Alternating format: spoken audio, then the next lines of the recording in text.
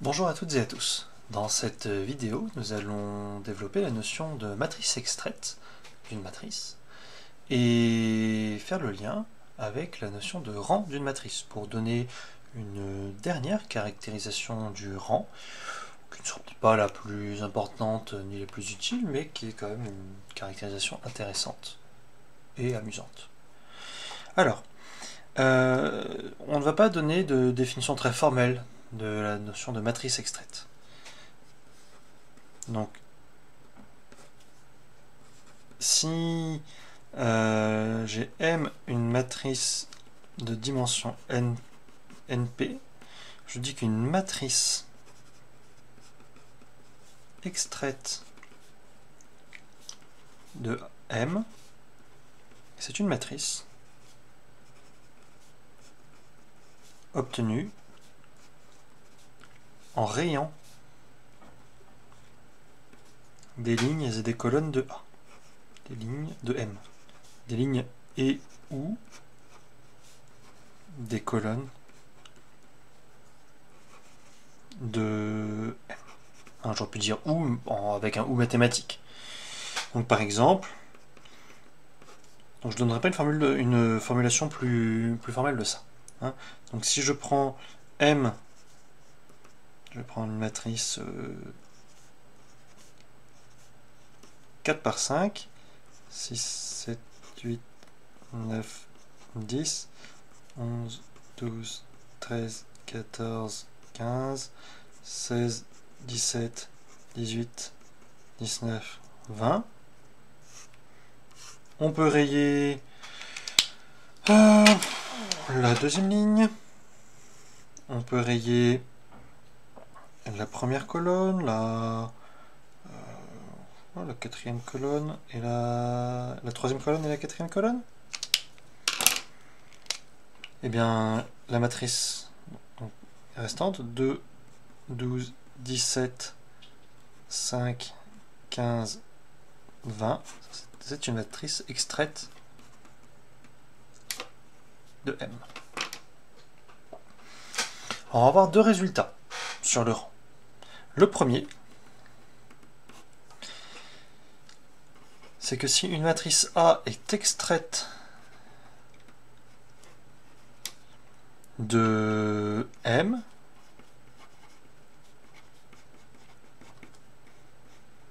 alors A est de rang plus petit que celui de M.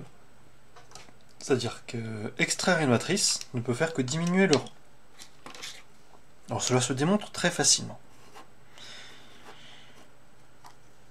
On va donner une idée proche de celle du poly. On va prendre donc avec R qui est égal au rang de M, on va montrer que si on prend strictement plus de R colonnes de A, alors la famille de ces colonnes est forcément liée. On pourrait le faire avec les lignes, sur les lignes aussi, bien entendu. Donc, je prends C1, CR plus 1, R plus 1 colonne de A. Ces colonnes de A sont extraites, sont obtenues à partir de colonnes de M en rayant des lignes. Donc elles sont obtenues en rayant des lignes de colonnes, dans des colonnes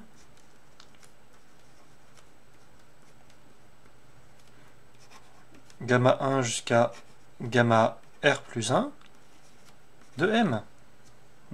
C'est-à-dire que colonne par colonne, quand on a une ligne d'une matrice extraite, c'est juste que quand on a une colonne d'une matrice extraite, on a juste rayé des lignes à partir d'une colonne de la matrice. Regardons sur l'exemple, par exemple. Or, cette famille, ici, c'est une famille de R plus 1 vecteurs. Dans l'image de grand M, qui est de dimension petit r, donc cette famille est liée.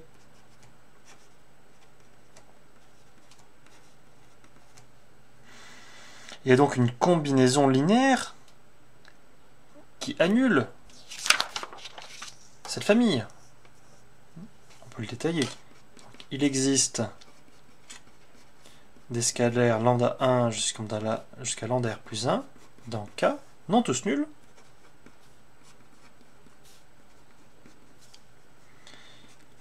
pour lequel la combinaison linéaire associée est nulle. En rayant, je veux dire comme pour A, c'est-à-dire les lignes, en rayant les lignes de ces colonnes, de la même manière qu'on a rayé les lignes de M pour obtenir A, on retrouve les colonnes de A. Donc la famille C1, CR plus 1 est liée. Donc l'espace des colonnes de A est au plus de dimension R, et c'est bien de dire que le rang de A est plus petit que R. Et ce que l'on va montrer, donc on vient de montrer que le rang d'une matrice extraite est plus petit que le rang de M. Et ce que l'on va montrer, c'est que l'on peut trouver une matrice extraite de même rang que celui de M. De même qui plus est, carré et inversible. Donc, le dernier résultat, c'est que si je prends M, une matrice de dimension NP, alors, avec R qui est le rang de M, il existe une matrice extraite de M, carré, inversible, bon, qui est inversible dit carré, et surtout d'ordre R, ou de dimension, on va dire d'ordre, on aime bien dire ordre pour la dimension d'une matrice carrée, c'est-à-dire de dimension R. Alors ça se démontre très facilement.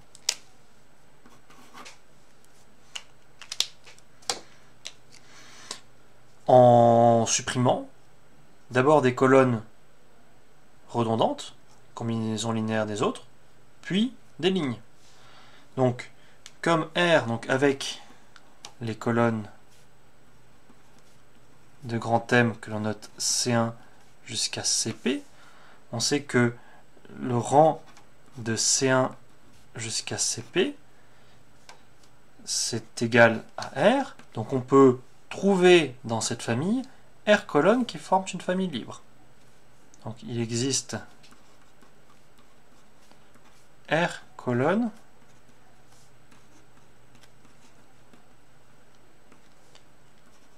qui forment une famille libre.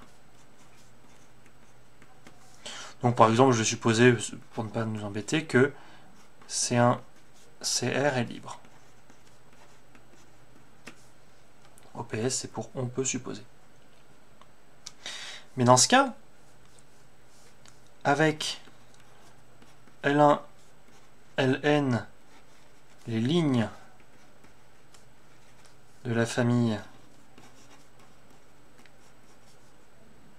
de la matrice que j'écris en colonne C1 jusqu'à CR, eh bien le rang de cette famille, on a dit le rang d'une matrice, c'est le rang de la famille de ses colonnes, mais c'est aussi le rang de la famille de ses lignes. Eh bien c'est R. Donc je peux encore une fois trouver une sélection de R lignes qui forment une matrice de rang R. Donc on en extrait R lignes de rang R. Mais qu'est-ce que l'on vient de faire? On vient de prendre R colonnes, et dans ces R colonnes, on a rayé des lignes pour trouver juste une famille de R lignes. Eh bien, on vient de trouver une matrice extraite de M, carré, R par R, R', R colonne, d'ordre R, et 2 rangs R. Et on sait que pour une matrice carrée inversible, pour une matrice carrée R par R, être de rang R, c'est être inversible.